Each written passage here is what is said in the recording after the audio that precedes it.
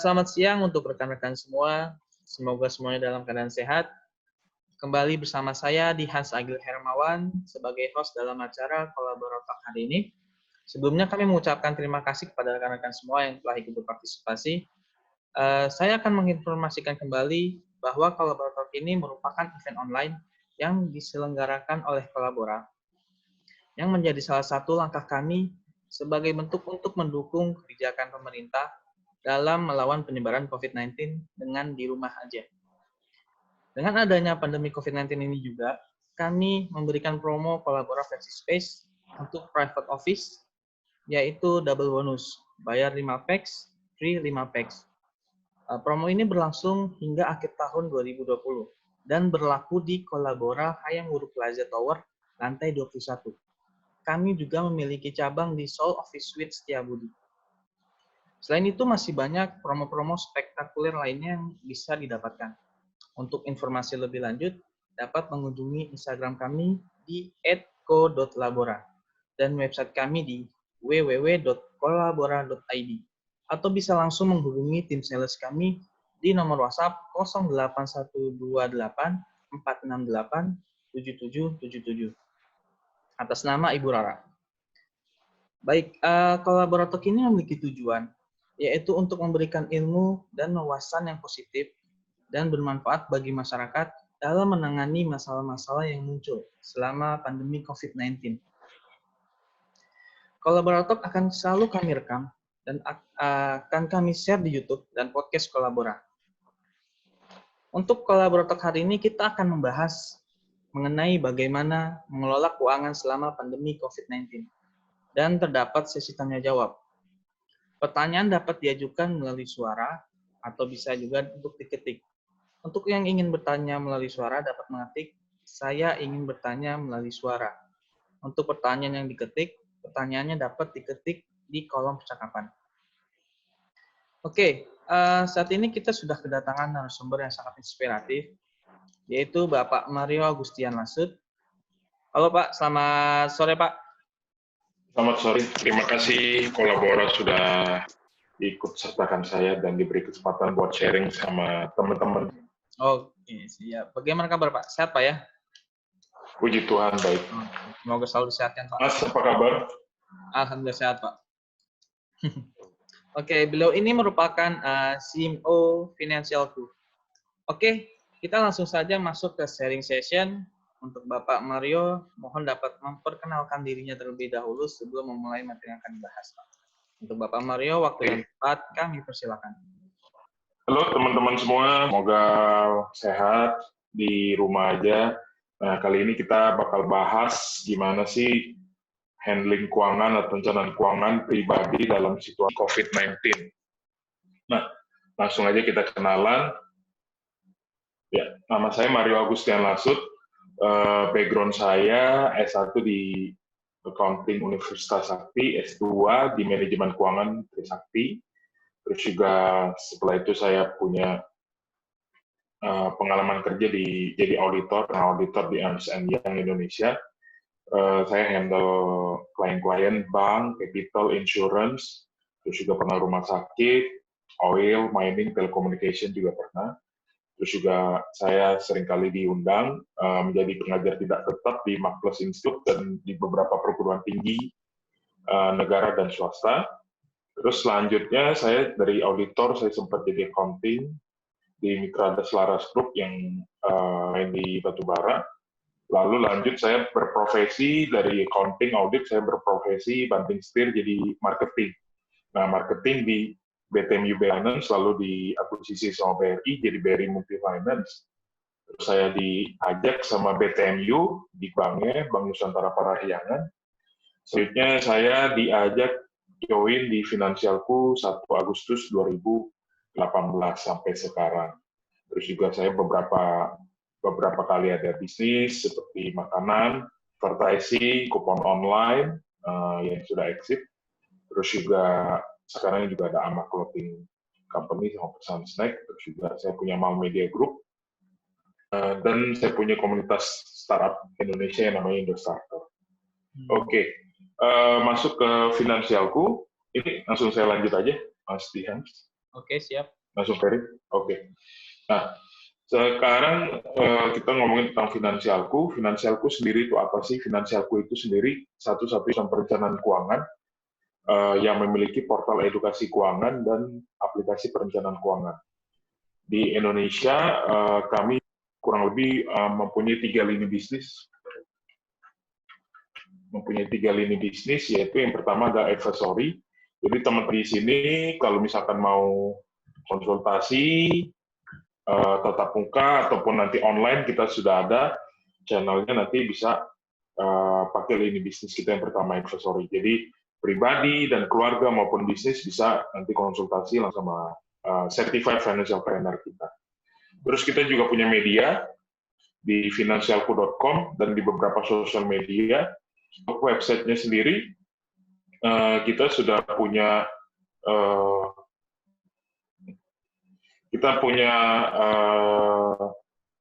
website di finansialku.com sudah sampai ke 4,5 juta page views setiap bulannya, dan kita banyak banget share tentang artikel literasi keuangan, perencanaan keuangan maupun investasi sekaligus proteksi. Lanjut, kita juga salah satu financial literacy aktivis. Kita kurang lebih tahun kemarin kita udah keliling 42 kota, 17 provinsi untuk membantu pemerintah khususnya OJK dan Bank Indonesia untuk literasi keuangan di daerah-daerah. Salah satu ini tampilan di Bandung yang dihadiri 120 peserta. Oke, lanjut. Dan kita punya aplikasi perencanaan keuangan yang saat ini sudah melayani kurang lebih 230.000 pengguna di 34 provinsi dan di 12 negara. Bisa di iOS atau Android, silakan. Nanti teman-teman bisa scan barcode-nya saja. Nah, ini channel kita. Selain website, kita punya Instagram juga di finansialku_com. Terus juga mau tahu event-eventnya Finansialku, bisa cek di finansialku_event. Terus IG pribadi saya, Mario Agustian. Twitter di Finansialku, Facebook, YouTube, Spotify pun kita ada podcast. Kita kurang lebih sudah punya lebih dari 70 podcast, lebih dari 70 episode podcast tentang keuangan dan investasi sekaligus proteksi. Terus LinkedIn. Terus kalau teman-teman mau join di komunitas kita yang kurang lebih sudah lebih dari 5.000 anggotanya, silakan join di komunitas Telegram kita. Oh ya, YouTube kita sudah lebih dari 100.000 subscriber. Oke, masuk di pembahasan teman-teman. Jadi masuk ke corona sendiri, kita harus mengetahui bahwa banyak orang itu tidak tahu atas waktunya di dunia ini. Nah, begitu juga kita semua. Kadang-kala kita nggak tahu waktu demi waktu, atau selesai mati kita sudah tua sebelum kaya atau tua sebelum sejahtera. Nah, ini menarik karena dari buku Sanjay Tolani, manusia itu hidup rata-rata 28.000 hari. Nah, itu kurang lebih 70 tahun lebih lah ibaratnya. Makanya di bukunya sendiri dibagi 4 kuadran. Kuadran 1 adalah fase di mana manusia itu bisa belajar untuk membekali hidupnya, sampai nanti kuadran keempat. Lalu, kuadran kedua adalah masa manusia memasuki usia produktifnya, umur 20-40. Bahkan saya tahu ada beberapa anak dari SMA, saya pun begitu, sampai ikut komunitas. Saya sendiri pas SMA masuk ke multi-level marketing, mencari penghasilan sampai umur 40. Nah, 40-60, produktivitas manusia mulai menurun. Dan tepatnya nanti umur 55-60, biasanya manusia memutuskan untuk pensiun dari dunia kerja atau usaha. Nah, memasuki 60-80 adalah umur pensiun yang sepatutnya manusia tidak lagi mengejar duniawi, tapi lebih ke surgawi. Nah, untuk membiayai umur 60-80 yang kurang lebih 20 tahun ini, diharapkan manusia dapat tabung maupun investasi, sekaligus mempunyai produk proteksi untuk melindungi masa pensiunnya. Nah, seringkali yang kita lupa lah, pada saat umur 20-40, 40-60, kita lupa untuk menabung atau menyisihkan barang, menyisihkan investasi untuk menjadi aset yang kemudian hari dapat menghidupi kita pada saat pensiun. Nah, Tapi banyak orang mengatakan perencanaan keuangan itu hanya dibutuhkan orang-orang kaya. Benar nggak sih? Nanti kita sembari diskusi ini tentang pandemi, nanti kita ulik lagi. Terus sayangnya setiap orang memiliki sumber daya atau resources yang terbatas, baik waktu, tenaga, uang. Nah, dari waktu, tenaga, uang ini, yang paling mahal adalah waktu. Tapi seringkali orang pusing tentang uangnya, currency-nya paling besar, bahkan dia rela untuk menghabiskan waktu untuk mendapatkan uang. Nah, itu yang harus kita perbaiki mindset-nya. Tahapannya adalah waktu, tenaga, uang. Masalah yang sering dihadapi oleh kita semua sebelum masa pandemi COVID adalah red race trap. Ini seperti hamster yang hanya berjalan di rodanya begitu. Manusia atau kita semua hanya mengikuti hari demi hari tanpa adanya perencanaan keuangan. Nah, sampai gajian nanti bayar tagihan, bayar biaya hidup kita, lalu kita pusing lagi, kita lagi, sampai nunggu gajian lagi, dan seterusnya begitu. Nah, hal ini akan menciptakan Big Mac generation. Kenapa saya bilang Big Mac? Generasi kita, tepatnya di tahun-tahun belakangan ini, bahkan akan terasa bahwa kita sendiri terbebani oleh kewajiban keuangan untuk menanggung 3 lapisan. Big Mac kan ada 3 lapisan. Lapisan yang pertama adalah orang tua kita. Tetap kita diwajibkan untuk menanggung keuangan keluarga kita, orang tua kita. Seringkali orang tua yang tidak bisa merencanakan pensiunnya dengan baik dan bijak, seringkali mengharapkan anaknya untuk membantunya. Bukan berarti tidak boleh seorang anak membantu orang tuanya, tetapi kewajiban keuangan ini umum terjadi pada saat Big Mac generation ini. Terus lapisan kedua adalah lapisan di mana kita sendiri memiliki kewajiban keuangan untuk diri kita sendiri dan pasangan, apabila yang sudah mempunyai pasangan. Lalu turun ke bawah itu anak kita atau keturunan kita. Jadi Big Mac generation ini, teman-teman kalau nggak punya perencanaan keuangan atau mengatur keuangan dengan bijak, teman-teman akan masuk ke dalam generasi big ini. Nah, ditambah lagi sekarang ada pandemi COVID-19. Saya update, nggak tahu ya, kemarin saya baca surat edaran dari Kemenaker bahwa THR sifatnya bisa ditunda apabila perusahaan dan pekerja atau karyawan atau buruh menyetujui penundaan dari THR. Nah, ini bikin sakit kepala lagi kan kita kan. Ada beberapa karyawan yang dirumahkan, ada beberapa karyawan yang dipaksa untuk unpaid leave, mau libur tapi nggak digaji, ada beberapa yang bahkan di PHK. Untuk teman-teman PNS pun di beberapa provinsi pun gajinya dipotong. Terus pegawai startup yang unicorn pun saya dengar dari startup India pun dipotong sampai gajinya itu 10-20% aja. Nah, ini kan bakal memicu namanya krisis cash flow, atau cash flow kita yang tadinya 100%, di-shrink jadi 50, misalkan 10 apa 20. Nah, gimana sih kita melakukan perencanaan keuangan dan manage keuangan pandemi ini? Tambah lagi THR, kabar-kabarnya akan ditunda sampai waktu yang belum tahu kapan kan. Nah, hal pertama yang harus kita lakukan adalah financial check-up keuangan sendiri. Kenapa? Ya karena kan cash flow-nya kan berkurang. Gimana kondisi keuangan kita sekarang? Dompetnya kondisinya gimana? Bukan cuma punya kesehatan, tapi kita harus juga mengecek tentang kita punya keuangan. Nah, fitur aplikasi Finansialku sendiri, kita bantu teman-teman untuk mengecek financial check-up-nya teman-teman sendiri. Caranya gampang kok. Caranya tinggal download aplikasi Finansialku di iOS atau Android, buka aplikasinya. Ini langkah yang pertama ya, karena kita nggak tahu kondisi teman-teman sekarang posisinya lagi kritis atau lagi apa ya. Yang namanya kayak sakit aja kan, kalau kolesterol tinggi bahaya, darah tinggi bahaya. Kalau kita nggak ngecek, bisa nanti jadi krisis ke depannya. Nah, ini ada fitur financial check-up, kita tekan. Nah, kita masukin nih, gaji, bunga, investasi, pendapatan pasif, bisnis. Misalkan gaji nih, gaji saya yang tadinya 10 juta, misalkan dipotong jadi 5 juta. Terus hasil investasi, aduh, saya belum ada investasi, oke. Terus bisnis adalah, iseng-iseng kita online shop, misalkan dapat 2 juta. Terus pendapatan lainnya nggak ada, misalkan nyewain mobil atau apa, nggak ada. Lanjut, pajak, sedekah, misalkan teman-teman ada sedekah senilai 500.000 setiap bulannya. Terus tabungan biasanya nabung senilai 1 juta setiap bulannya. Asuransi nggak ada, cicilan utang, misalkan utang 1 juta 1 bulan. Terus belanja bulanan misalkan 2 juta.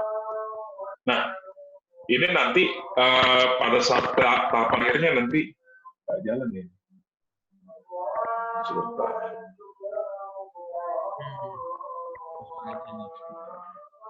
Iya, freeze.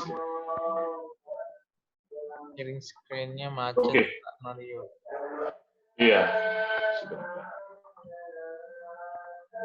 Jadi di fungsi financial check-up nanti teman-teman keluar angka rasio-rasio keuangan teman-teman sendiri.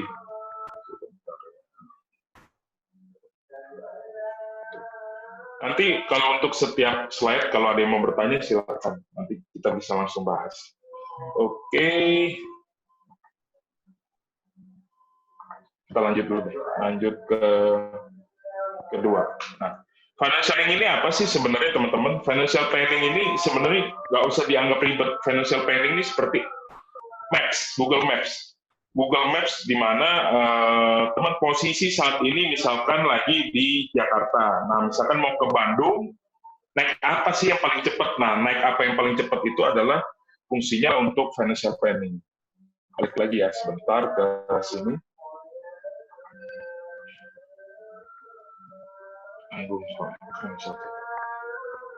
Oh ya, finansialku sudah terdaftar di OJK dan Kemenkominfo dan kita dapat sertifikasi dari ISO untuk kerahasiaan data. Jadi jangan khawatir untuk teman semua untuk download dan menggunakan aplikasi finansialku. Oke, misalkan gaji tadi ya 5 juta, terus bisnis ada dari online shop misalkan 2 juta. Oke, terus sedekah misalkan 1 juta. Terus utang dibayar 1 juta juga. Belanja bulanan misalkan 5 juta nih. Nah, ini nanti bakal record nih, karena kan tadinya gaji 10 juta, dia udah kebiasa nih belanja bulanan 5 juta nih. Bakal nanti kerasa nih, tabungan dia biasanya nabung 1 juta. Lanjut, rumah tinggal belum ada, kendaraan belum ada, misalkan aset lainnya belum ada. Terus tabungan deposito, wah saya udah nabung 10 juta nih. Terus logam mulia baru ada 5 juta. Reksadana saham misalkan 5 juta juga. Lanjut, ternyata dia misalkan kartu kredit 1 juta, misalkan pembayarannya. Nah, hitung. Nah, ini di aplikasi kita langsung kita tampilkan rasio teman-teman sudah ideal belum nih, pasca COVID nih. Nah, rasio tabungan tidak ideal, terus rasio pendapatan pasif tidak ideal. Karena kita langsung kasih parameternya di sini, teman-teman. Jadi misalkan yang ideal itu lebih besar dari 20%, ternyata tabungannya masih di bawah ideal. Terus pendapatan pasif masih kurang ideal. Rasio likuiditas masih kurang ideal. Tidak ideal karena lebih gede utangnya. Padahal tadi gajinya jatuh, ternyata rasio kreditnya malah nggak jadi ideal. Nah, terus juga nanti rasio aset liquid tidak ideal juga. Ini hati-hati teman-teman. Kalau tidak liquid, bisa-bisa teman-teman nanti kesulitan untuk membayar hutang teman-teman sendiri. Nah, tapi poin positifnya adalah rasio utang terhadap aset masih ideal. Kenapa? Tadi ingat nggak? Masih ada tabungan, masih ada deposito, masih ada saham, masih ada logam mulia yang kita bisa pakai untuk nanti melunasi utang-utang kita. Nah, terus rasio kemampuan pelunasan utang masih ideal, teman-teman, kan? Karena tadi asetnya masih bisa untuk melunasi. Likuiditas itu adalah kemampuan kita untuk melunasi utang, semua kewajiban kita selama 1 tahun. Masih sanggup nggak? Nah, nanti rasio ini akan kasih tahu teman-teman semua. Terus rasio aset masih ideal, rasio solvabilitas masih ideal. Gitu. Kalau teman-teman masih bingung, ya gimana? Ada yang tanya nih Pak. Apa Ya. tadi dijawab ya? Ya. Pertanyaannya, kalau mobilnya masih dicicil, di bagian aset Yes. itu input angka berapa ya Pak? Silakan Pak. Oke. Sebentar ya, aku selesaiin dulu. Nah, nanti pas bagikan, nanti bisa dibagikan, nanti bisa langsung dibagikan ke WhatsApp ataupun Telegram. Nanti bisa di-share ke istri, ke pasangan, atau rekan kerja, atau apa, bisa di-share, nanti formatnya PDF. Nah, aku tampil sekalian di sini. Untuk jawab, nanti kita ya, cara inputnya berarti ya. Nah, nanti teman-teman semua dapat report kayak gini, teman-teman. Ayo, ini hasil financial check-up kamu, tuh pendapatan pasifnya semua, terus investasi, kewajiban. Nah, terus jangan khawatir, ini ada keterangannya, rasio tabungan itu apa, pendapatan pasif itu apa, likuiditas apa, rasio solvabilitas apa. Jadi, kalau mungkin teman-teman dulunya belajar ekonomi di SMA ataupun S1 kan rasio apa bagi apa ya, jangan takut. Jadi langsung input aja, jadi langsung ketahuan hasilnya. Nah, kalau bingung juga, nanti bisa langsung tanya hasil sama CFP kita. Jadi kayak kita dari lab, mau tanya jawab dengan si nya. Nah, langsung bisa lampirin aja filenya tadi, filenya berbentuk dokumen PDF tadi, langsung lampirin, terus langsung tanyain ke dokternya atau ke financial planner kita, nanti bisa langsung dijawab di situ. Apa yang harus kita ambil tindakan selanjutnya. Hal ini jadi penting karena kalau teman nggak tahu posisi teman-teman, wah itu bisa berabe. Kenapa berabe? Karena nyantai aja, biasanya kan nyantai aja, kayak orang sakit kolesterol atau kolesterol tinggi atau kena stroke kan karena mereka kayak aja lah, belum sakit ini, belum ini. Nah, itu tadi yang poin pertanyaan Bapak tadi. Nah, untuk nyicil kendaraan, cicilan per bulannya nanti tolong di-input di sini, Pak. Misalkan cicilannya 3 juta, cicilannya input di sini, terus dilanjut kendaraannya senilai nilai beli Bapak. Senilai misalkan kendaraannya misalkan mobil ya, mobil 200 juta misalkan. Nah, tapi cicilannya jangan lupa tadi diisi, gitu. Jadi kendaraannya adalah nilai beli, terus cicilan tiap bulan jangan lupa diisi. Nah, cicilan ini yang bakal nanti mengukur pendapatan Bapak dibandingkan hutang Bapak masih ideal atau enggak, gitu. Nah, terus kredit kendaraan ini adalah jumlah nilai beli Bapak dikurangi DP, Pak. Atau nilai dari yang Bapak kredit. Misalkan tadi 200 juta, 150 juta, DP 50 juta. Nah, nanti inputnya begini, Pak. Kurang lebih. Yang tanya Bapak atau Ibu ya? Bu, jawab. Bapak lagi. Bapak. Oke, kurang lebih itu ya untuk financial check-up. Jadi, untuk teman-teman nanti bisa sendiri, siapa tahu nanti kalau kondisinya ideal ya syukur, kalau misalkan masih belum ideal atau merah nilainya nanti bisa langsung tanya ke CFP kita. Nah, kembali financial planning ini apa? Financial planning ini posisinya ini saya dari kantor financialku.com ke Bandung Teknopark nih. Nah, saya bisa nempuh, kan namanya Google Map itu kan ada misalkan pilihan kan, alternatif rutenya. Nah, rutenya paling cepat 27 menit Pak, atau 29 menit, atau 28 menit. Nah, perencanaan keuangan ini tergantung dari kalian sendiri, mau cepat atau mau lambat. Tapi kalau di Google Map itu adalah, dia kasih tahu kan, fastest route. Nah, fastest route-nya digambarin, nah terus dia kasih pilihan nih. Kalau Bapak naik mobil 27 menit, Bapak naik motor 26 menit. Kalau naik kereta jadi 6 jam, atau mau jalan 1 jam 53. Nah, ini kontrolnya di teman-teman semua. Kendaraan ini, kalau saya analogikan adalah investasi, teman-teman. Gitu. Investasi, semakin cepat dia investasinya, semakin cepat return-nya, berarti semakin bisa capai tujuan keuangan teman. Cuma, kalau teman-teman belum bisa naik motor, jangan pilih naik motor, nanti bahaya. Jadi nanti di slide investasi kita bahas lebih lanjut. Jadi perencanaan keuangan itu nggak usah pusing-pusing, rupanya perencanaan keuangan itu adalah posisi saat kita sekarang, mau 5 tahun lagi gimana, caranya gimana, nah itu perencanaan keuangan teman-teman. Mesti lewat kemana, mesti belok kemana, itu namanya perencanaan keuangan. Masuk ke piramida tentang keuangan teman-teman. Nah, ini yang harus kita setujui dari awal untuk membahas sebuah perencanaan keuangan. Jadi seringkali banyak teman-teman langsung ke bagian ini, investasi. Jadi saham langsung, atau reksadana, atau deposito, saham atau reksadana, atau forex, nah langsung sini. Kenapa saya gambar piramida? Karena sebuah piramida pada saat dibangun harus memiliki fondasi dulu yang kuat. Nah, dua tahapan ini dinamakan adalah keamanan keuangan. Karena kalau belum kuat dua ini, jangan ngomongin ini dulu. Biasanya ini yang kejadian kalau sahamnya rontok, fondasi yang nggak dikuatin habis. Keuangannya pasti habis, apalagi pada saat pandemi ini. Kita bahas nanti tahap-tahapannya. Nanti dua yang ke atas, kenyamanan keuangan, yang terakhir distribusi kekayaan waris. Gitu. Yang mengikuti dari bawah sampai atas adalah pajak. Gitu. Karena kan ada dua hal yang pasti di dunia ini, kematian dan pajak. Lanjut, nah di keamanan keuangan yang paling bawah ini adalah ini arus kas, kredit, dan dana darurat. Nah, kita bahas dulu ya arus kas.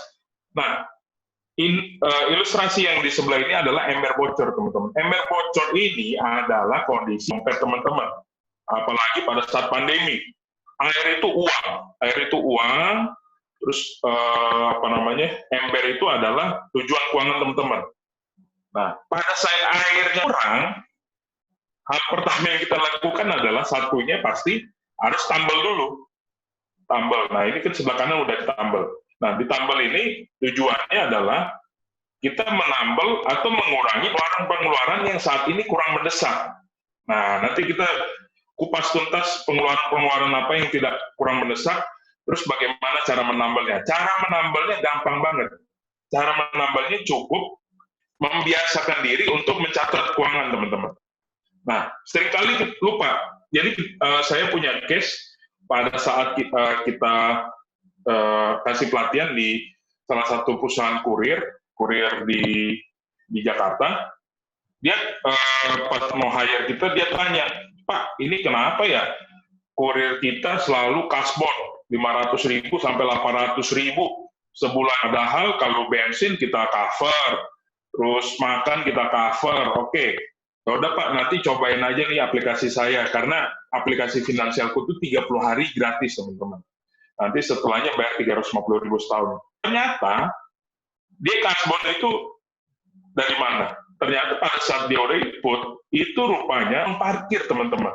Uang parkir di Jakarta kan 2.000, kalau untuk motor kan 2.000. Mereka itu kirim 10-20 titik setiap hari. Ambil kata 10 titik aja. Berarti ada 20.000, kalau dia kerja 20 hari atau 25 hari, sudah 500.000.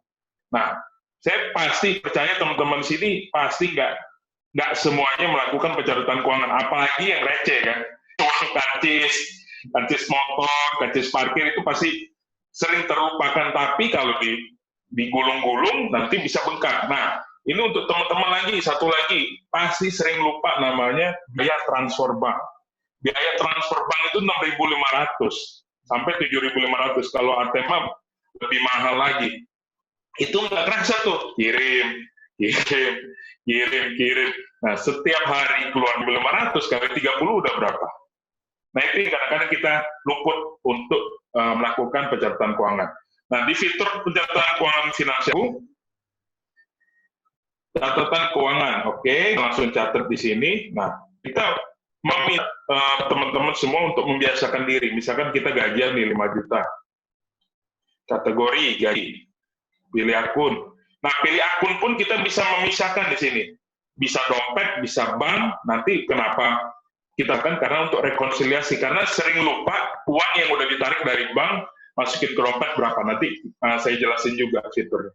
Nah, misalkan dari bank, masukkan uang ke bank, keterangan gajian bulan Mei. Simpan. Oke. Terus hari ini, nah saya keluar duit, misalkan bayar internet 50.000.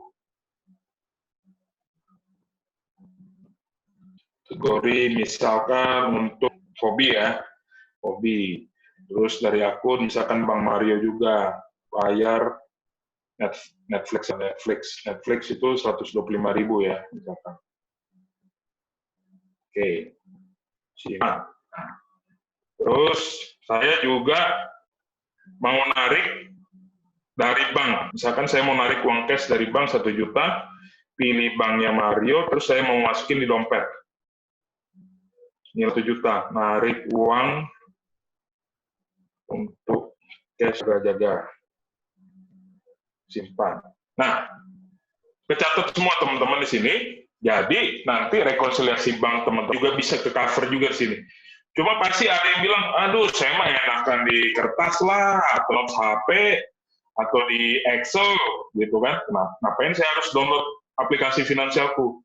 Jawabannya adalah, kita bisa langsung tarik, misalkan mutasi kita dari bulan Juli 2016, sampai ke hari ini, misalkan bulan Mei, misalkan, di save. Nah, teman-teman nggak usah catat di Excel, langsung keluar Excel sini.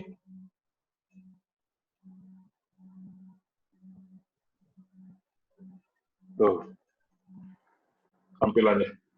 Tanggal, akun, kategori, terangan, dan nominal. Nah, kita langsung kasih tahu total uang masuk dan total keluarnya. Jadi, teman-teman nggak usah ribet lagi untuk catat di notes HP atau di kertas ataupun di Excel, langsung kita bahas ini. Ini penting karena teman-teman bisa nanti kita kumpulkan berdasarkan kategori. Makanan udah habis berapa, kendaraan udah habis berapa, gaji udah habis berapa, gaji berapa, transfer berapa. Nah, ini yang bisa jagain teman-teman untuk tahu posisi pada saat pandemi ini, biaya apa saja yang dapat dikurangi. Misalkan biasa ngopi nih, ya kan, yang janji-janji itu misalkan 25.000. Nah, itu kalau dikurangi pada pandemi, bermasalah nggak untuk teman-teman semua? Kalau nggak bermasalah, silahkan dikurangin. Terus kita juga langsung siapin di sini teman-teman laporan keuangan. Teman-teman bisa tahu dari kapan sampai bulan kapan untuk tahu pengeluarannya paling tinggi apa ini.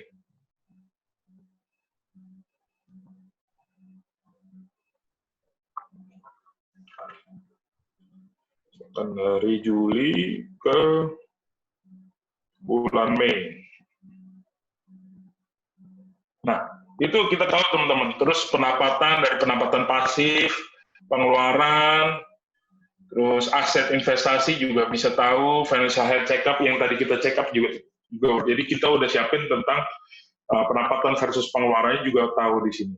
Jadi selain catat, teman-teman langsung tahu nih, yang mana nih yang bisa kita kurangin nih, yang mana yang bisa kita kurangi. Yang mana pendapatan yang bisa kita tingkatin juga bisa tahu di sini. Oke, itu tentang cash flow. Cash flow atau arus kas. Aku punya pertanyaan nih. Penyebab stroke apa nih? Penyebab stroke apa nih? Nanti aku kasih ini deh, giveaway apa gitu. Oke, mantap. Penyebab stroke apa nih? Ada yang tahu nggak teman-teman? Nggak ada duit. Kurang tepat. Tidak jaga makan. Wah, masih kurang tepat nih. Ayo, ada yang tahu? Nah, yang betul itu penyebab stroke itu adalah stroke belanja lebih gede daripada stroke pendapatan, makanya bisa stroke.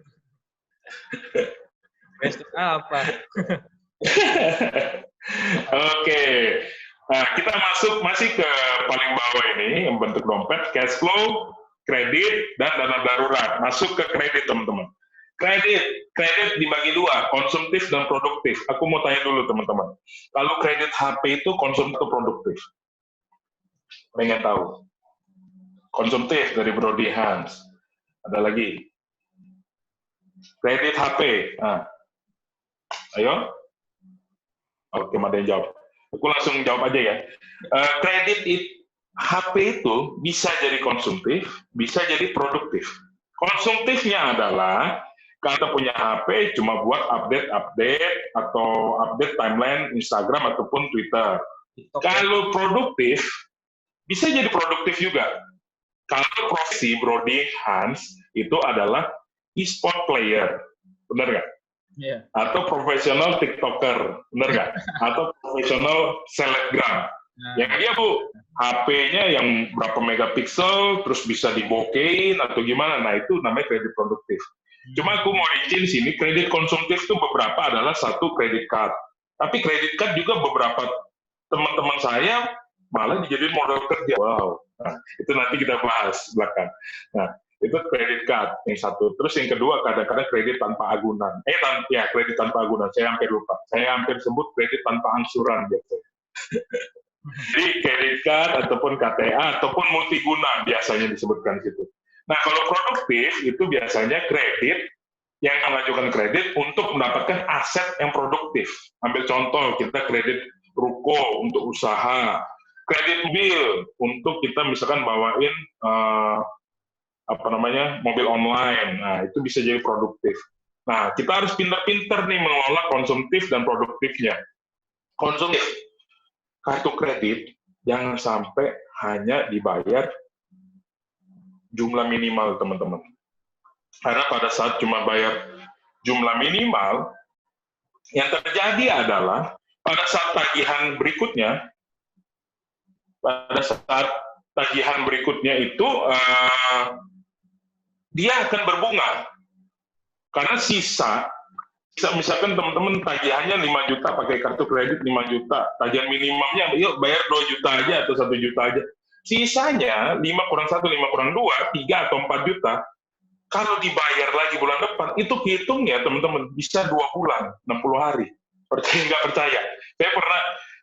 Saya sendiri pribadi, karena saya sudah bekerja di auditor, di bank, terus juga di multifinance, saya hindarin sih sebenarnya kartu kredit. Tapi saya mempelajari mekanismenya di mana teman-teman bisa terjebak namanya kartu kredit. Itu satu, biaya minimum. Terus yang kedua, kadang-kadang lupa bayar annual fee.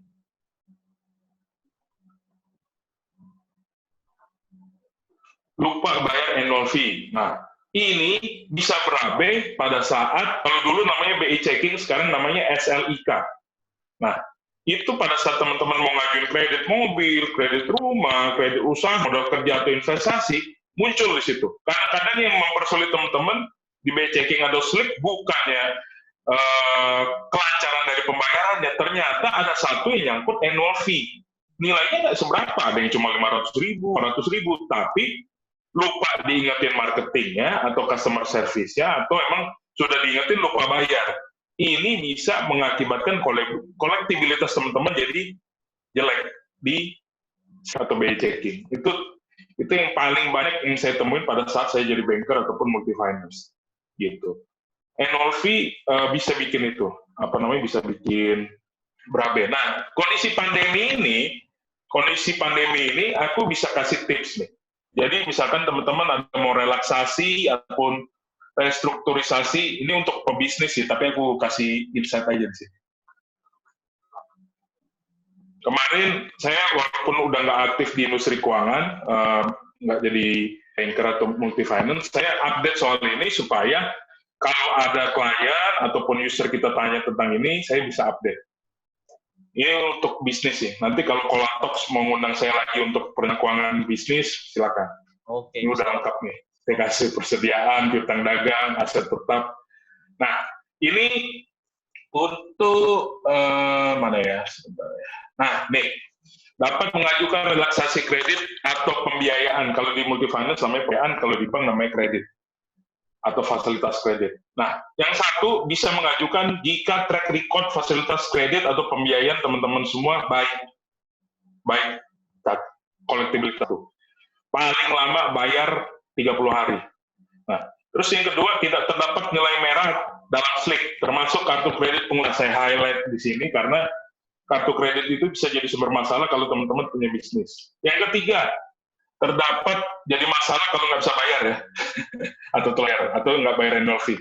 Terdapat dalam industri yang terdampak nih, saya kasih tahu juga nih, industri yang terdampak oleh pemerintah itu ada, sebentar ya, saya kasih juga nih.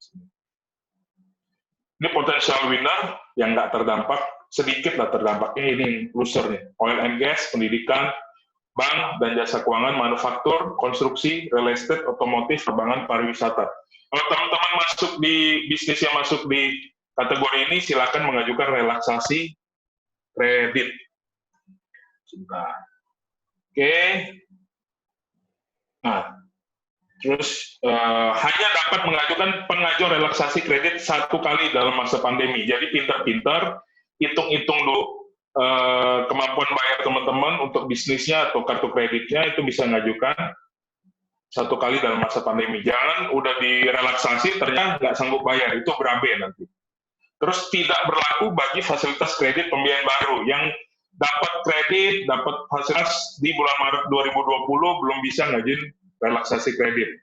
Terus yang terakhir ajukan sebelum macet. Kalau macet pasti bank atau multifinance sulit untuk melakukan relaksasi kredit. Terus yang harus dipersiapkan dalam proses pengajuan relaksasi kredit, komitmen, transparansi, dan siapin jaminan tambahan. Kenapa saya bilang komitmen? Ya, pada saat ngajuin harus komit dan harus transparan. Kondisi keuangan teman-teman kasih tahu aja di situ. Bila perlu financial health check up dulu tuh. Terus jaminan tambahan harus siapin. Terus mengajukan besaran kemampuan membayar kembali dalam 3-6 bulan. Jadi teman-teman harus bisa menghitung dulu pertama. Di fitur kita ada sih, nanti aku jelasin juga. Fitur aplikasi kita. Jadi 3-6 bulan kemungkinan teman-teman hanya diwajibkan untuk bayar bunga. Sisanya pada saat selesai 6 bulan atau selesai 3 bulan, teman harus siapkan cash flow untuk membayar yang cicilannya lebih tinggi.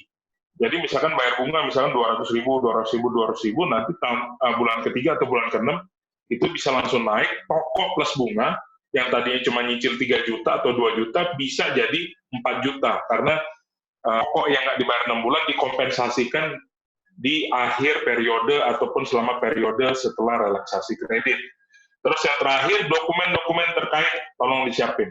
Oke, update mutasi rekening, dokumen legal, kontrak date, segala macam. Nah, nanti lebih jelasnya kita tunggu Kolatalk untuk bisnis. Oke. Nah, terus mic apa yang buat orang nggak bisa tidur? Nah, Bro Hans ada jawabannya nggak nih? Coba jawab aja. Daripada sepi gitu. Waduh, mic apa ya? Mic apa nih? Mikirin gebetan. Wah, itu masih bisa tidur. Oh, bisa tidur. Yang nggak bisa tidur tuh pada saat pandemi, mikirin utang jatuh tempo nih. Micin itu Pak. Waduh, Pak Hutomo tahu tuh, Pak Hutomo. Waduh, Pak Ibnu micin. Waduh. Iya, jadi yang paling pusing itu mikirin utang jatuh tempo pada saat pandemi itu pasti nggak bisa tidur, teman-teman semua. Oleh karena itu bijak-bijaklah untuk mengambil fasilitas kredit. Gitu. Nah, terus tadi dikasih kita, yang paling bawah cash flow udah, utang udah. Yang terakhir adalah dana darurat. Dana darurat seringkali dilupakan. Kenapa? Karena banyak yang mengira darurat ini adalah uang atau rekening yang ada di tabungan. Nah, itu salah, teman-teman. Atau uang atau dana yang ditempatkan di saham. Itu salah juga, teman-teman. Dana darurat itu adalah mesti sifatnya adalah liquid, terus juga menghasilkan return buat kita. Dan bila perlu jangan sampai turun nilainya. Nah, ini 3 ini. Gitu. Kenapa saya bilang tabungan itu bukan dana darurat? Karena kan turun. Bunga kadang-kadang lebih kecil daripada nilai administrasi. Benar nggak, teman-teman? Gitu, administrasi setiap bulan. Nah, dana darurat di sini komponennya atau instrumen teman-teman bisa pilih 3. Yang pertama adalah deposito. Namun kelemahan deposito adalah nilai dari bunga seringkali kalah sama inflasi. Jadi seringkali kalau kita taruh uang di deposito, 5 tahun lagi kelihatannya sepertinya tidak ada bunga karena inflasi makin naik. Misalkan inflasi itu simpelnya adalah pada saat kita makan di warteg biasanya makan 10.000, sekarang makan 12.000. Nah, 20% itu adalah inflasi, teman-teman. Nah, itu satu, deposito. Tapi kemudahannya deposito, kapanpun kita bisa break.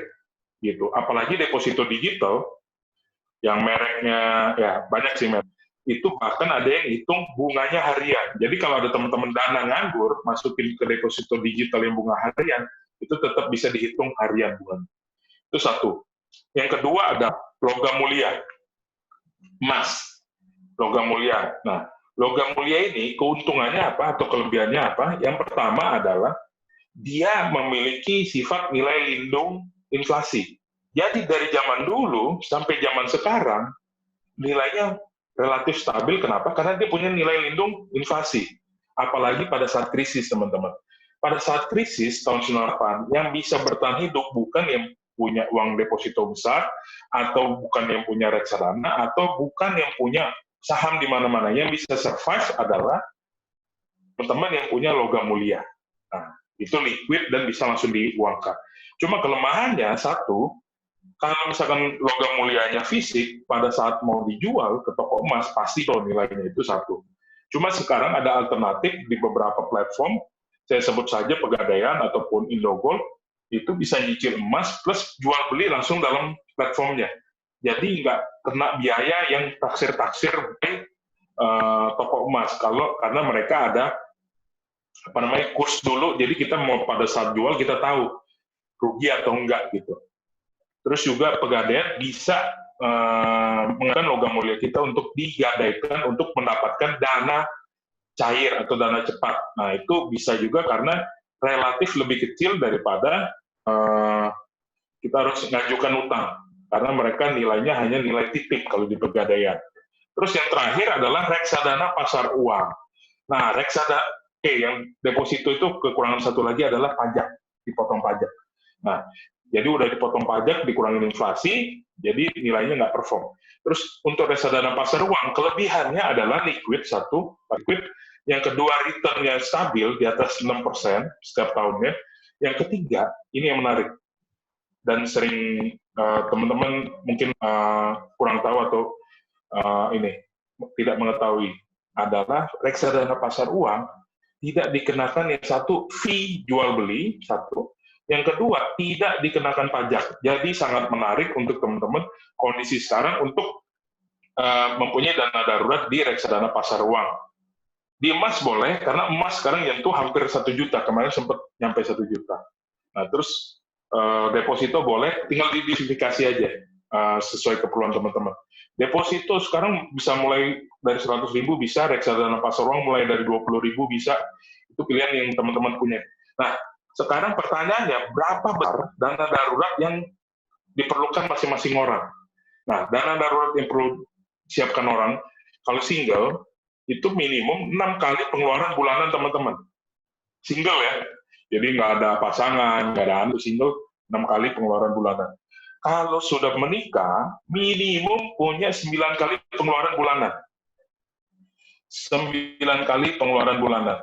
Nah, itu sih menikah. Kalau punya anak, tambah 3 kali pengeluaran bulanan setiap anaknya. Gitu. Jadi, kalau menikah, punya anak, minimum 12 kali pengeluaran bulanan. Kenapa? Matematikanya gitu atau formulanya gitu. Ibaratnya pada saat pandemi, di saat teman-teman di PHK atau teman-teman bisnisnya lockdown juga, itu bisa menghidupi biaya pengeluaran teman-teman. Gitu. Beda sama nilai yang di tabungan ya. Nah, itu 3 itu dana darurat. Oke. Nah, pertanyaannya gimana sih cara saya untuk keamanan keuangan yang paling bawah ini untuk bisa bertahan sebelum naik ke stage berikutnya? Yang pertama, make it. Penghasilan itu jangan pernah depend on satu macam penghasilan. Penghasilan itu ada 3 macam. Penghasilan aktif. Penghasilan aktif itu pada saat bekerja, kita dapat gaji, kita dapat insentif, itu penghasilan aktif. Cuma yang sering lupa ini ada 2 lagi penghasilan yang orang-orang atau misalkan belum mau melakukan atau nggak tahu, saya belum ada motivasi untuk melakukannya. Nomor 2 adalah penghasilan pasif. Penghasilan pasif itu, jika teman-teman punya aset itu bisa menghasilkan untuk teman-teman. Contohnya satu, ruko. Kalau disewakan dapat penghasilan pasif. Mobil, kalau disewakan untuk permainnya online, bisa dapat penghasilan pasif. Atau aset-aset lain yang teman-teman punya, bisa dihasilkan juga. Teman saya tuh punya tanah, dia bagi hasil ke petani itu keren banget. Padahal modalnya untuk beli tanah itu minjem dari bank, tapi dia hitung-hitung return dia setiap bulan dibandingkan jumlah kredit atau bunga yang dibayarkan ke bank lebih cuan pada saya kasih ke petani untuk bagi hasil. Itu penghasilan nomor 2. Penghasilan nomor ketiga adalah penghasilan investasi atau penghasilan yang dihasilkan oleh instrumen investasi, misalkan saham. saham bisa menghasilkan return akibat jual beli saham. Yang kedua dari dividen. Gitu. Kalau reksadana bisa dari return dari nilai aktual bersihnya. Terus accelerated yaitu keep it tadi berdasarkan cash flow kita harus jaga, kita tahu, kita harus keep, terus lagi pengeluaran-pengeluaran yang sebenarnya tidak mendesak. Contohnya tadi ngopi, ngerokok dikurangin dulu. Nah ini sering saya jadi pertanyaan. Orang-orang takut corona nyerangnya paru-paru, benar kan?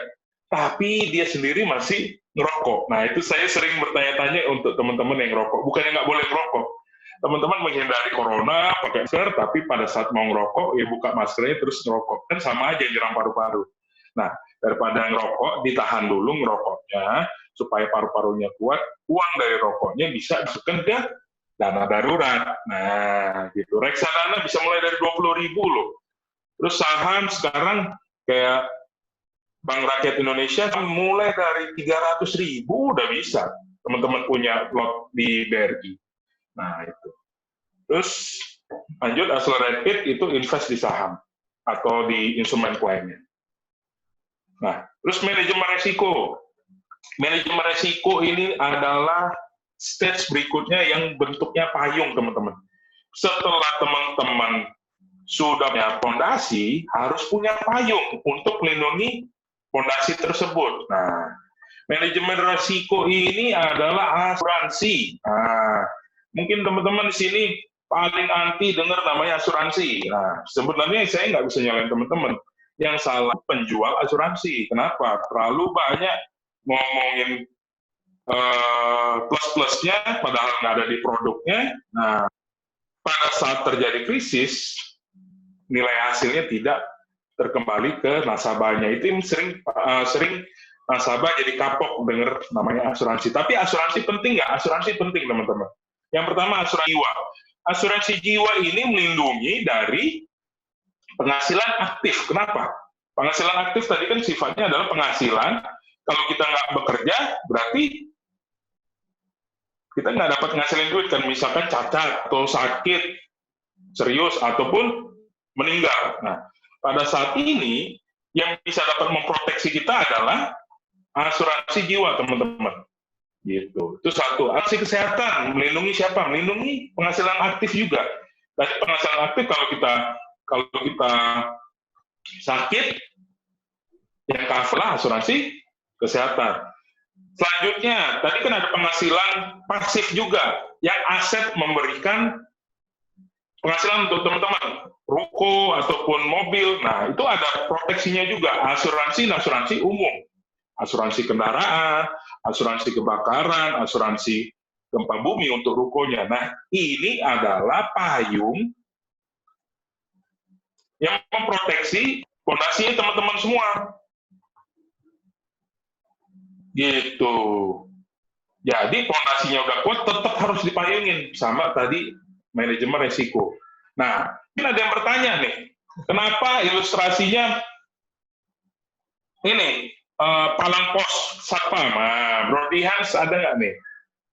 Kenapa saya kasih ilustrasi itu? Nah, ayo, kan manajemen resiko nih.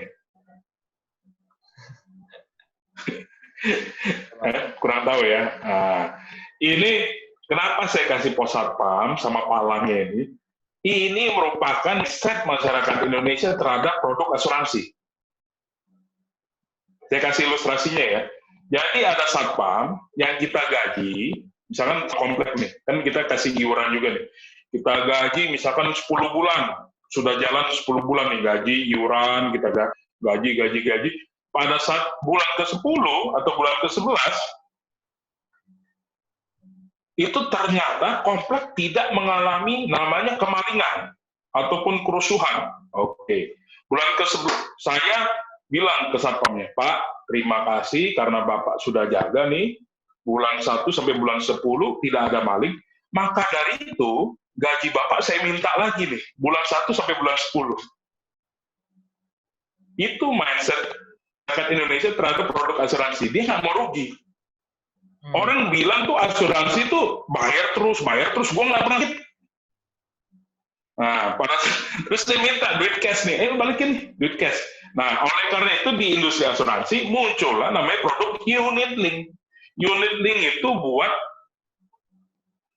kebutuhan masyarakat Indonesia yang tidak mau rugi kalau punya produk asuransi. Nah, tapi ada kelemahannya teman-teman. Kalau teman punya unit link, kalau unitnya kurang perform, unit itu ditempatkan di saham maupun reksadana. Kalau saham atau reksadana yang nggak mau, pada saat teman-teman mau ngambil uang nilai cash yang mau teman ambil, ya itu pasti drop. Saya yakin itu pasti drop. Karena itu yang terjadi di kasusnya asuransi J. Asuransi J. Nah, asuransi J itu malah lebih lebih ekstrim lagi. Dia menjanjikan untuk nasabah dapat 7% setiap tahunnya.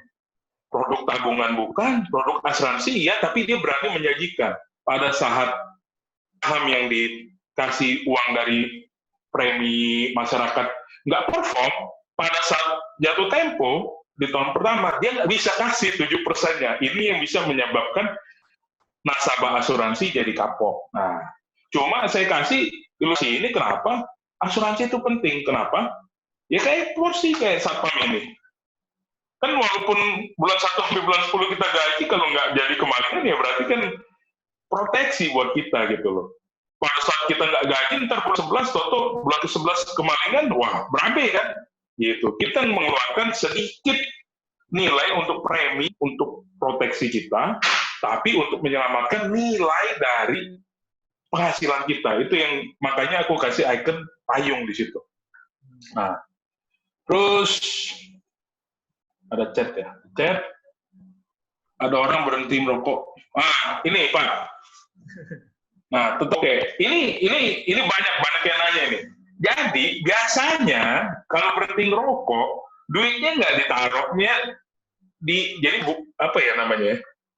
Uangnya itu nggak diinvestasikan, tapi dipindahkan posnya, pos expenses dari yang rokok sampai nanti dipindahin ke tempat yang lain nih, yang sifatnya nggak produktif. Itu ya bakal dia sama aja nggak bakal kaya juga gitu loh. Kalau saya sendiri daripada keluar 600.000, mending saya tabung 3 bulan, 4 bulan saya beli saham rokoknya. HM Sampurna, Gudang Garam. Iya, jadi teman-teman yang Bro Ibnu atau Pak Ibnu, misalkan merokok, wah seneng dong. Wah ini ngerokok terus lu, ngerokok terus, duit gue nambah terus nih, performance saham gue naik terus. Iya, duit yang Mas Ibnu hemat, taruh aja sahamnya HM Sampurna ataupun Gudang Garam, gitu. Aku kasih taunya gitu. Nah, selanjutnya, prioritas utama di mata aku dapat dari IDN Media punya report, ternyata paling tinggi itu 54,4% itu untuk membahagiakan orang tua. Gitu.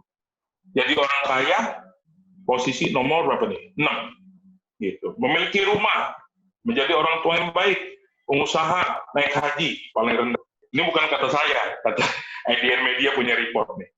Nah, keinginan-keinginan ini dapat kita capai kalau kita punya perencanaan. Nah, ini kenapa saya nama ada Doraemon, ada Suneo, Nobita, terus ada saya juga tuh di atas. Ya.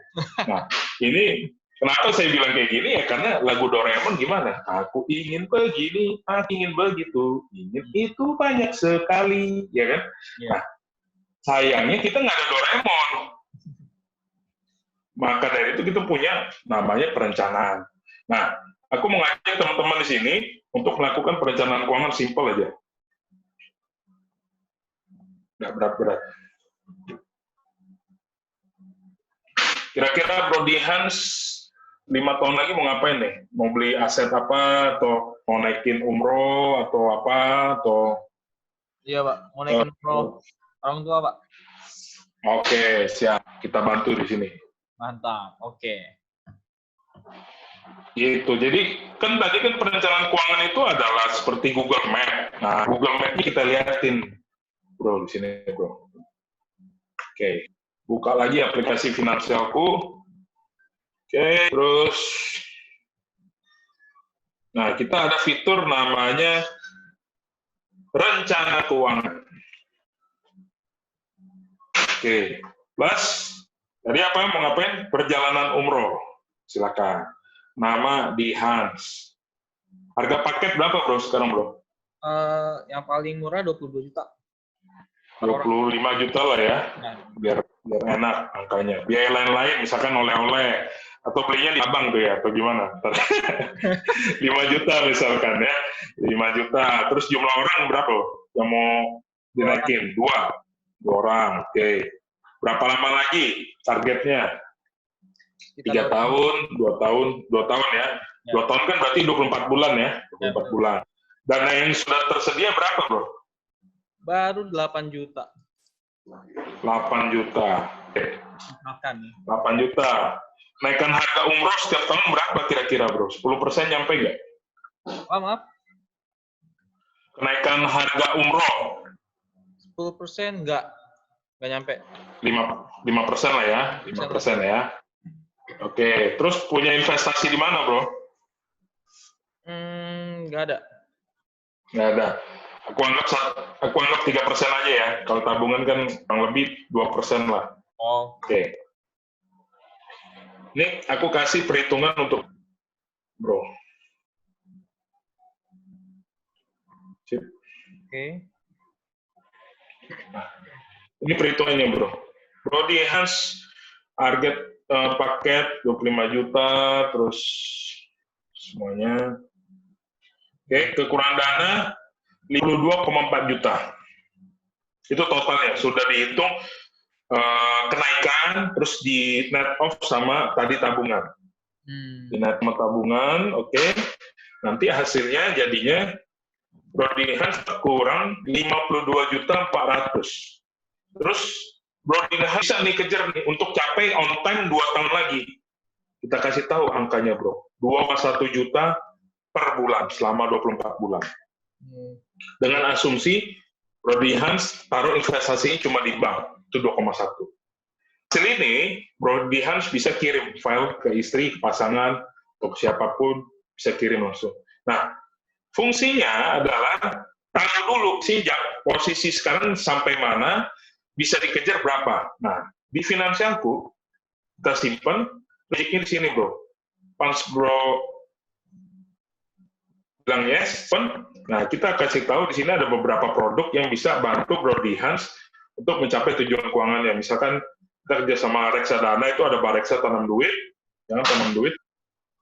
Nah itu bisa langsung invest di sini, beli. Nah pas langsung beli minimum 100.000 bisa langsung nanti pipanya itu nanti udah dibuat, pipanya itu udah dibuat untuk umroh. Ya sebentar. Ini ada rencana keuangan. Nah, umroh nih tadi nih, dana perjalanan Brody Hans nih.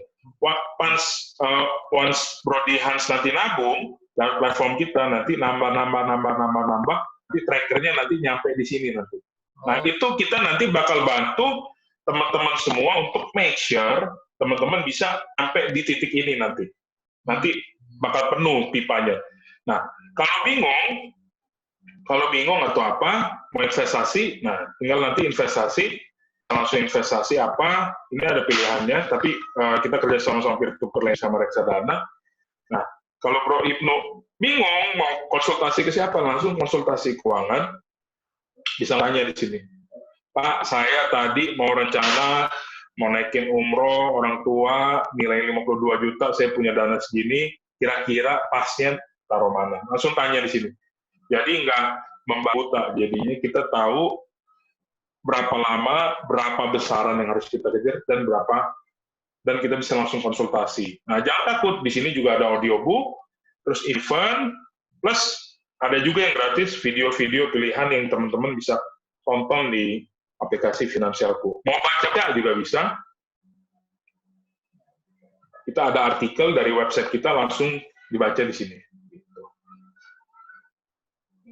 Oke. Itu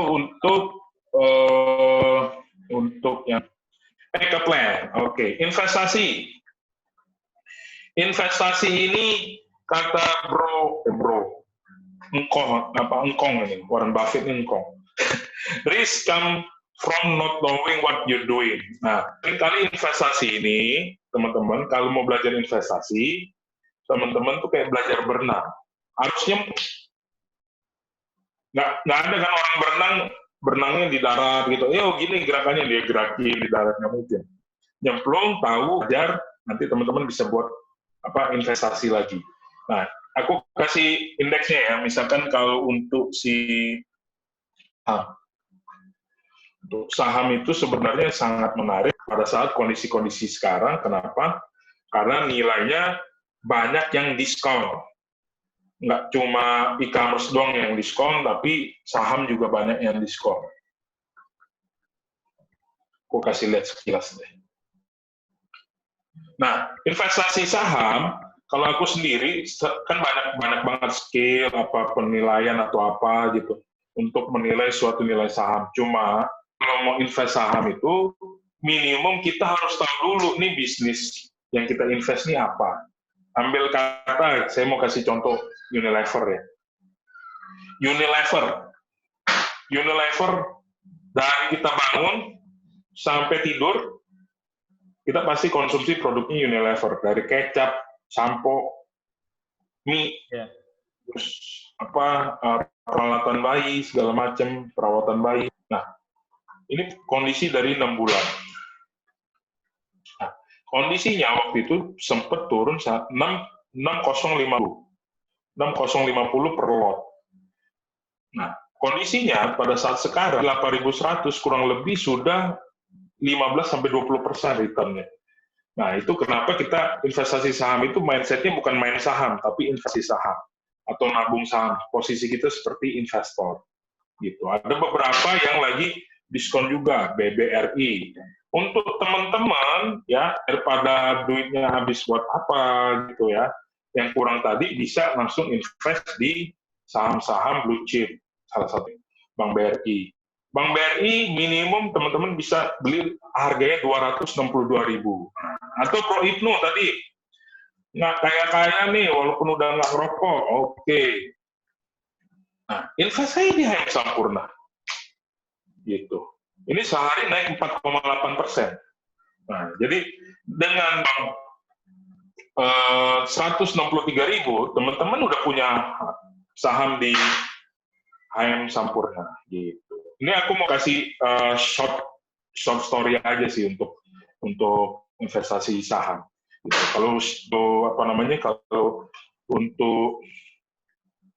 Kalau untuk reksadana kita ada rekanan, peer-to-peer ini juga kita ada rekanan langsung dari aplikasi kita. Bisa langsung beli di sini.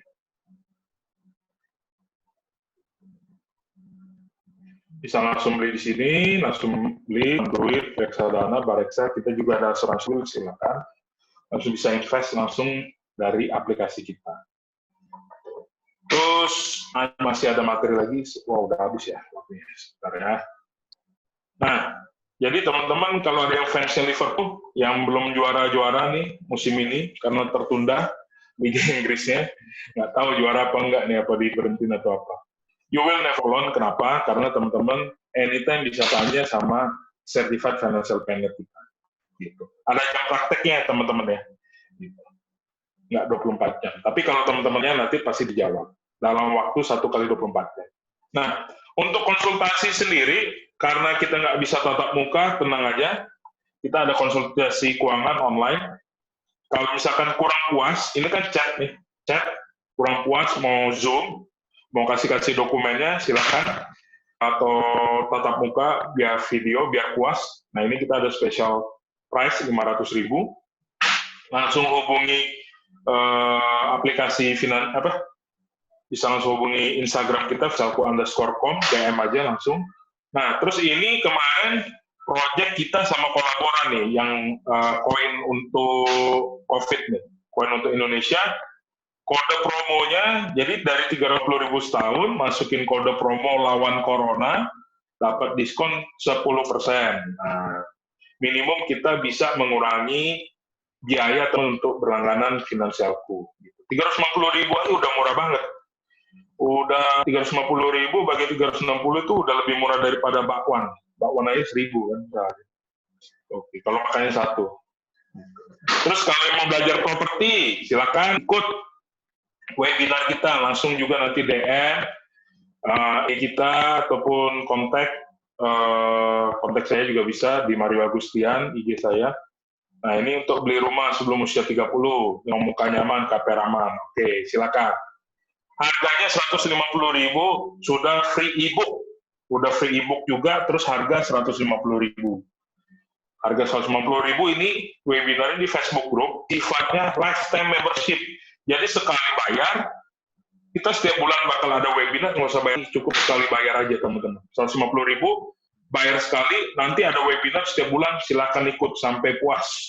Nanti kita lihat juga artikel, e-book, macam-macam di situ. Tanya, pembicaranya adalah Ruby Herman. Ruby Herman ini CEO dari Dan Property, terus Robi Christie, ini financial planner. Jadi, nggak cuma teori-teori doang nih, tapi langsung ada dari praksi di propertinya Ruby Herman.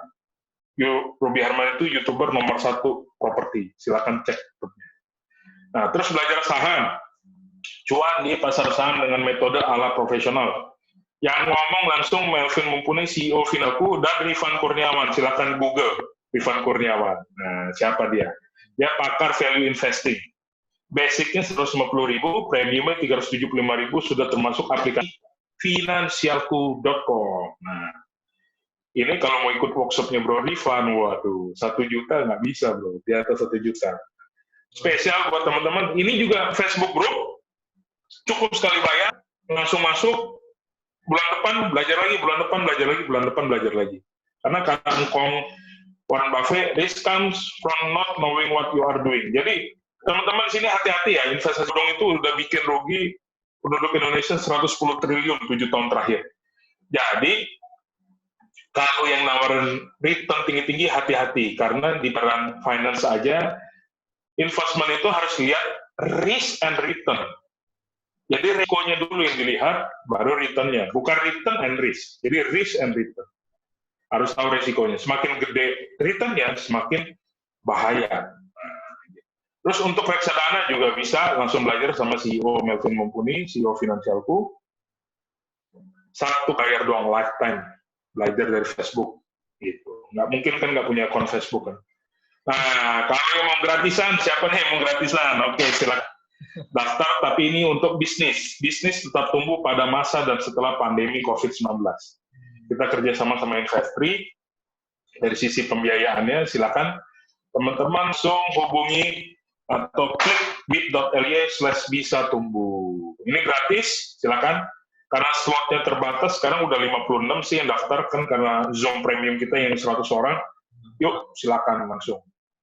Dan dapat GoPay juga untuk 20 pendaftar. Udah lewat ya 20 pendaftar. Nggak apa-apa, nggak dapat GoPay. Bisa langsung belajar gratis di sini. Oke, terakhir aku mau bilang make a plan and get your financial dreams come true. Stay safe. Oke, terima kasih Bapak Mario yang sudah memberikan materinya yang sangat bermanfaat tadi mengenai bagaimana mengelola keuangan selama COVID-19.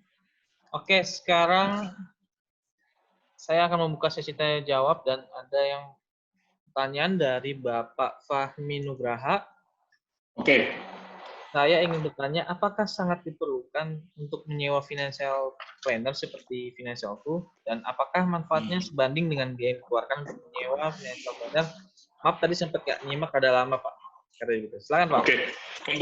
Untuk Pak Fahmi, that's why kita punya aplikasi Finansialku, Pak Fahmi.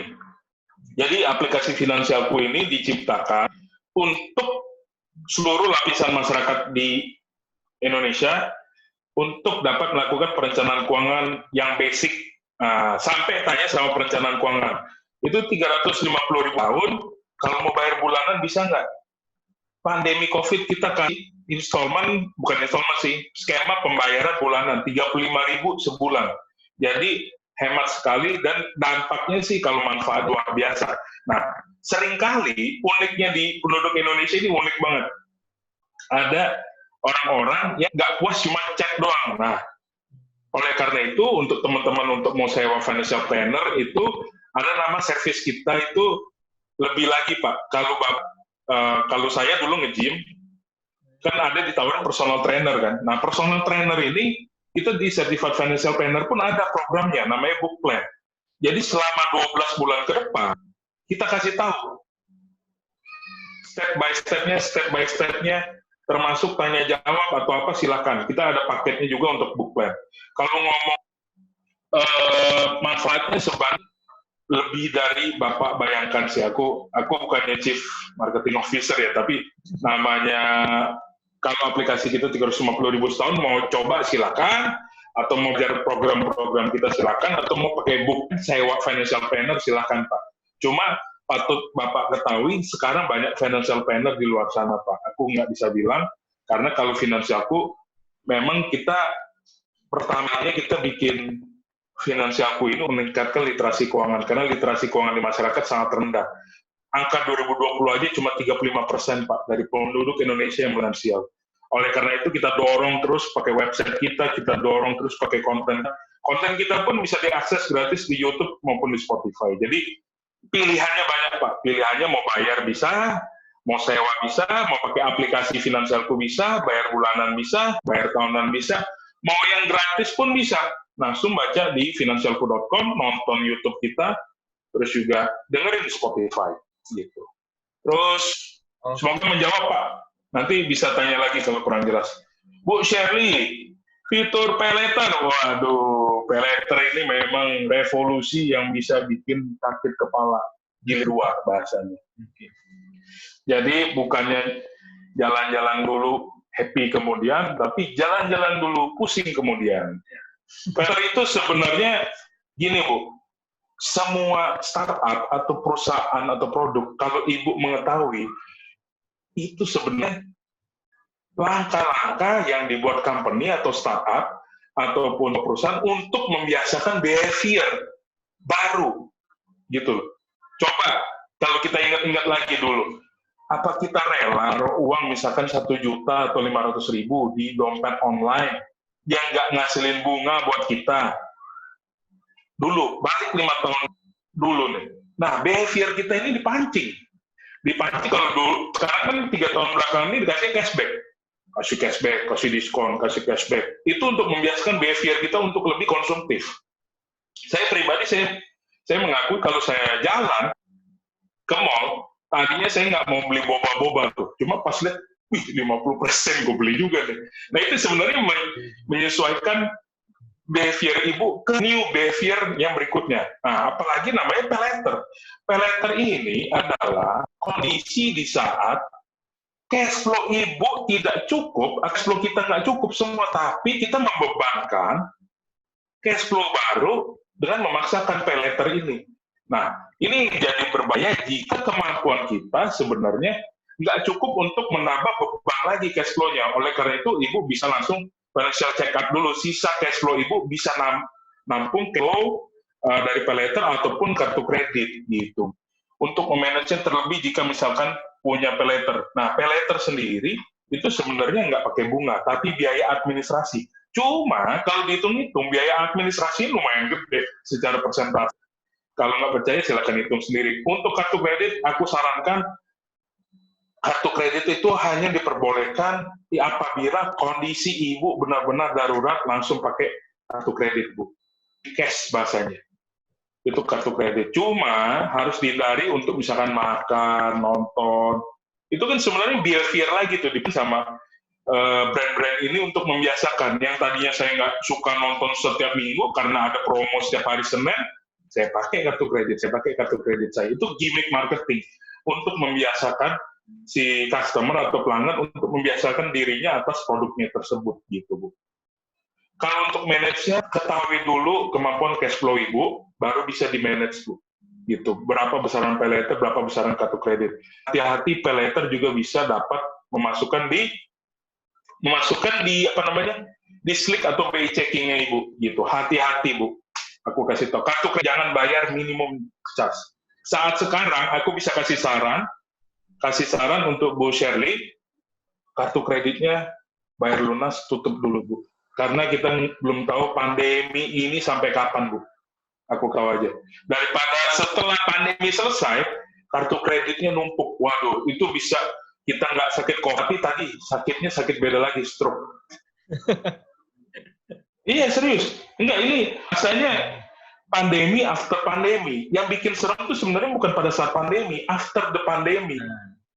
Cash flow nggak ada, terus utang numpuk. Nah, makanya sekarang aku bukannya mempush ibu, cuma kalau cash flow ibu nggak kuat, coba lihat lagi list aset ibu yang bisa untuk ibu dapatkan cash lagi, atau cash yang bisa untuk nutup kredit-kredit ini, Bu. Aku kasih saran, walaupun bisa direlaksasi, strukturisasi, ini cukup memberatkan after the pandemi, Bu.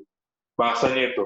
Ini yang sangat, sebenarnya orang dikasih relaksasi kredit, wah happy ya, bisa, wah itu bank sama multifinance sekarang lagi sibuk-sibuknya untuk melayani itu. Cuma, after the pandemi, kalau cash flow kita nggak kuat, itu bisa 2 kali, langsung bisa, kalau main moli bisa bankrupt langsung.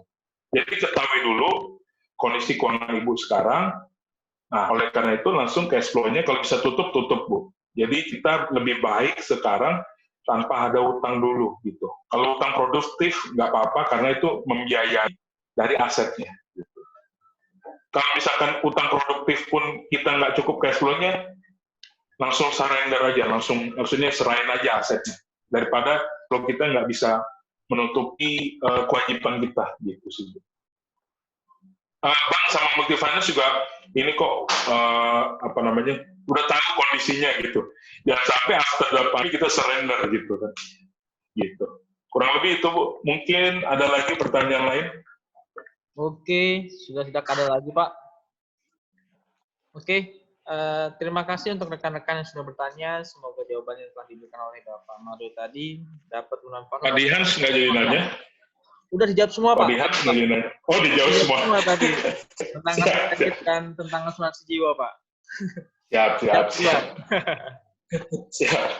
Oke, untuk kolaborator ini akan kami share di YouTube dan podcast Kolabora.